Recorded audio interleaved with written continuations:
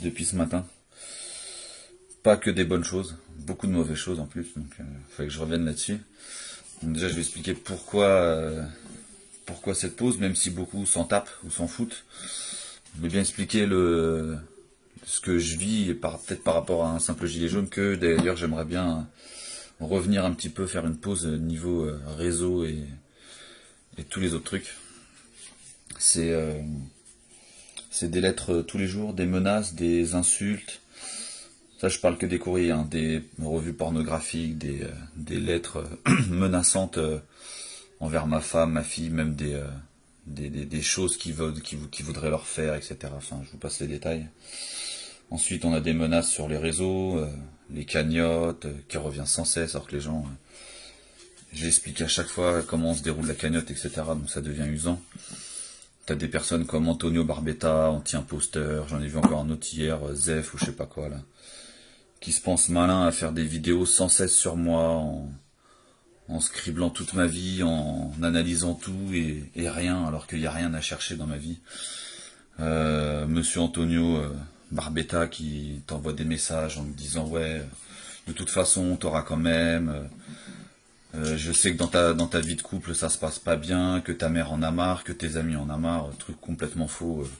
Enfin, je passerai les détails sur tout ce qu'il a dit, les invitations à se bagarrer, à se battre dans son jardin, etc. En plus pour se faire passer pour une victime, etc. Donc, monsieur qui représente les blessés de France là, alors qu'il les critique eux-mêmes, comme j'ai vu samedi dernier, qui critiquait, enfin qui se faisait un plaisir de voir Priscilla Ramos, Fly et tant d'autres s'être fait matraquer ou gazer.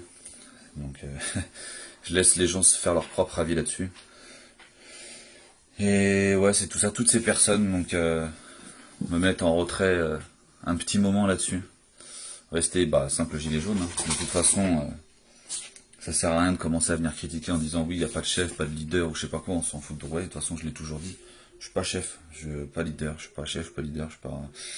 Même toutes les autres têtes médiatisées, comme on aime les appeler, ne sont pas chefs ou pas leaders. Après, si on peut relayer des bonnes idées, on le fait.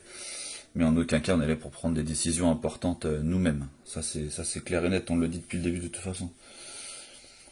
Mais ouais, non, c'est mon quotidien, c'est que ça. C'est que des vidéos sur toi, que des vidéos sur moi, des lettres, des menaces, des trucs, toute la journée, H24 depuis bientôt presque 5 mois.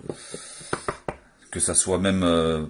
c'est beaucoup chez les gilets jaunes et beaucoup chez des pseudo-gilets jaunes qui sont... ou même beaucoup de foulards rouges. Après, t'as aussi tout ce qui est journaliste. Tu te fais pourrir à la télé alors que t'as rien fait. Ou on te traite de terroriste, on te traite de... Enfin, de tous les noms. Donc ça devient très très usant.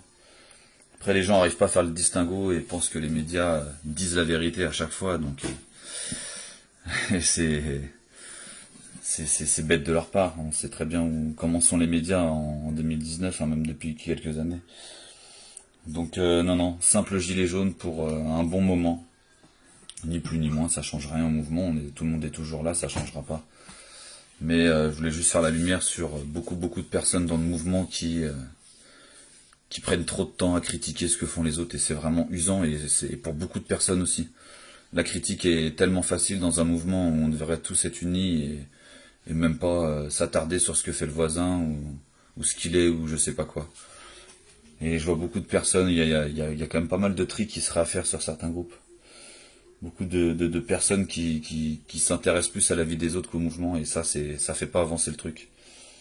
Donc voilà, au moins on ne verra plus trop sur les réseaux et je serai moins critiquable et moins attaquable. Et ça me fera des vacances quand je vois toutes ces personnes qui doivent avoir que ça à faire de leur journée au final. Hein. À part épier ma vie sans cesse, à chaque instant.